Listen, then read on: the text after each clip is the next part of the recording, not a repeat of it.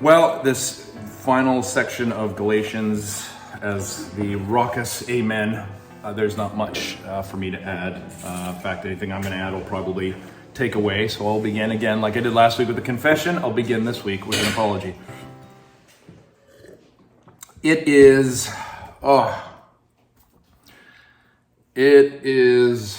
tough being a Christian these days. It is daunting. It is understandable but heartbreaking how many of our brothers and sisters in the faith are choosing to manifest that faith. I feel sad. I feel angry. I feel frustrated. I wish we'd spend more time and energy in things that were more connected to the gospel. In times of instability in which we currently live, and we've been talking about this for years, and not to toot my own horn. Toot makes sense. Toot. Blow my own horn. There we go. Yeah. Whatever. I've been saying this for years, that as things get more unpredictable, scarier, more unstable, let's put it under the big umbrella of unstable, certain messages, certain angles of biblical law, concerns come to the forefront.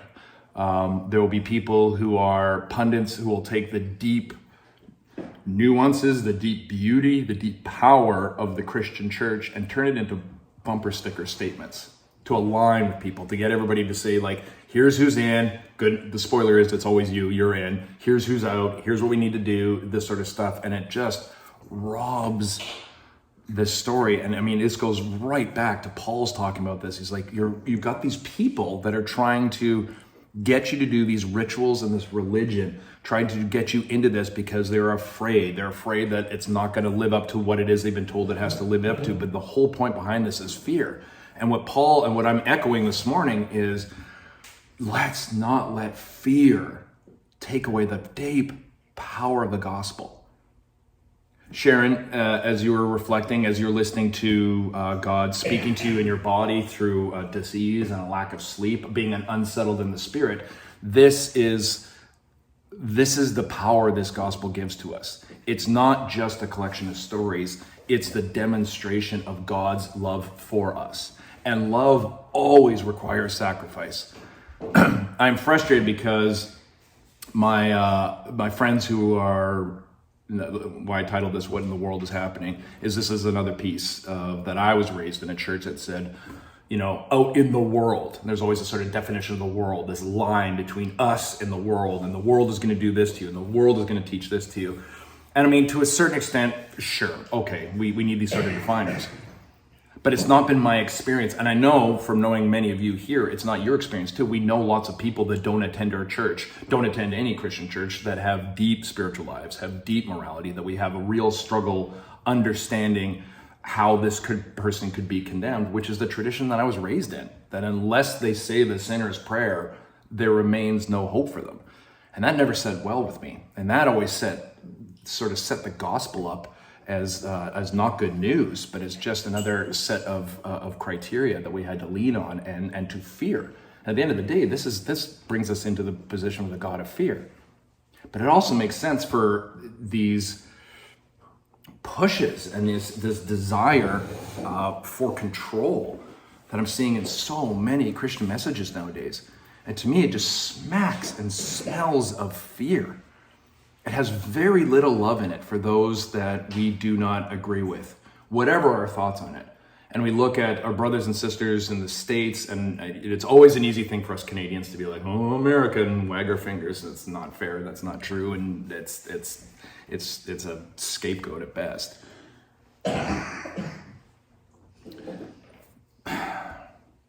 But being a historian, being a Christian, and knowing how impotent and ineffective legislating things that we think are moral actually ends up being. I have not seen in the past little while any victories for Western Christianity. I've seen huge steps back.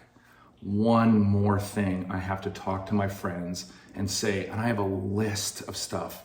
Oh, you're a Christian, you must be, and it's a list of stuff. And spoiler alert, it's all about who I don't like, what makes me angry, what I think, and I'm so tired of having 2 pages of preamble of what it is that I don't support within Christianity. And this is what I mean about being struggling so much with being a Christian nowadays, because it has almost nothing to do with love. It's fear and control and manipulation and taking joy in the minimizing and the marginalizing of others. We are a faith family. We are called to serve and love. It's always been like this. And what's breaking my heart is that as I've looked at the history of the gospel, not just Christianity, the gospel, it moves in surprising, quiet, and love-filled ways. It will move in ways that are beyond the amount of time that we happen to be here. Sharon, your message on the dash, on the gravestones, is everything. We have this limit. We think that Jamie Robertson is going to start in 1975 and end in 2654. I plan to live a very long time. God, can you imagine how miserable I'd be for those last 5 centuries? No good whatsoever. Whatever that date is. And that's it. But my God. It is a bit of a stretch in imagination. We know, don't believe, we know that those who are no longer here with us live on in us, in our love, in our sorrow, in our pain. We know those dates are arbitrary at best. Maybe it's been a few years for many people here, but thank you for showing me. The name will remain anonymous because this is going on the line. Thank you for showing me the picture of your beautiful child. We know that we've loved our children in utero before they were actually here. We had love and concern and worry. We got excited to meet them. That's before they're here. We know the human life is so much longer and worth so much more. We know Christianity, when it gets away from power and control and misinterpretations of this Bible, that it actually does good stuff. And we can't see it all the time. We don't know how it's going to play out.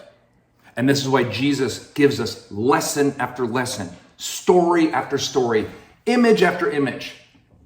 You see that tree, you see that bird, you see this grass, you see it. Look at it. Concentrate on it for a second. You see that little bird that perfectly just flew past the window? Nothing happens to that bird that your Father in heaven doesn't know about. And you, my child, are worth so much more. So where is this fear coming from? Where is this connection to the world coming from? Why isn't faith and love and peace and harmony the Christian story? It is. And so my heart breaks for my brothers and sisters out there who have traded harmony, peace, love, and adventure for fear, manipulation, and control. For misunderstandings. People I love, Christians here in Canada that I adore, and I thought, and seeing the celebration of Roe v. Wade, and I just go, oh, it's not a good step. Whatever your thoughts are, and we've talked about this, whatever your thoughts are on the morality of abortion, if you are a Christian, opt out. If we're a community, we can help and support. But what breaks my heart is understandings of the Bible that are locked more in this culture, in this time, in this morality than they have ever been with the deep and abiding teachings of Jesus. The deep love and support and power that his heartbreaking, self-sacrificing gospel came to communicate. And we've turned it into a desire to control a situation that has never been ours to control. Following a Messiah who left and specifically spoke about that. Oh, there's my buzzer from the phone saying I've got 30 seconds to wrap this up. from a Messiah who, when questioned by one of his closest followers on the Thursday night, as he knew he was about to be betrayed, as he had been betrayed, and he knew he was about to be arrested as he saw the guards coming, has one of his closest followers saying, should we get some swords? Should we get ready to fight? And looks at him and said, if I wanted to, I could call down legions of angels. Sit, hush, look at the heart of God. And then he goes to die at the hands of a state and from the motivation of a church that when God showed up, as we read in Luke, did not recognize him, did not see him. And that could be the end of the story. That could be the end of the human story. That could be like, see, as the Gospel John says, when your Creator showed up, you did not see him. Worse, you murdered him. And that's the moment that he turns into our salvation. Look at me lifted up. Look at the love I have for you. Look at the willingness I have to show you that you are my child. This is a powerful story that undoes fear, that condemns control, and ultimately, dear brothers and sisters, sets us free from death itself. Oh, what a story. Oh, what a God. What a Messiah.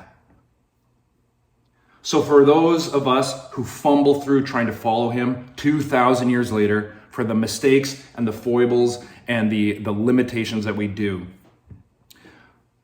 I remind you this. In humility, the first step of humility is saying, maybe I don't know it all. It's nice when you know it all. Oh, it's so nice. It's so nice when you know it all. Right? It feels good. Oh, I know. The strength, the power. I know everything. All things are within here, and I know every action to do. Yeah. I don't like how many husbands and wives are looking at each other right now. That's not what this is about. No, thank you. But in humility, we have to take that step and say, I may not know everything. I cannot possibly know everything. I don't know the end goal of this decision I'm making right now, even if I'm taking the time to measure my motivations, because there's stuff in me that I can't quite see yet. So I must trust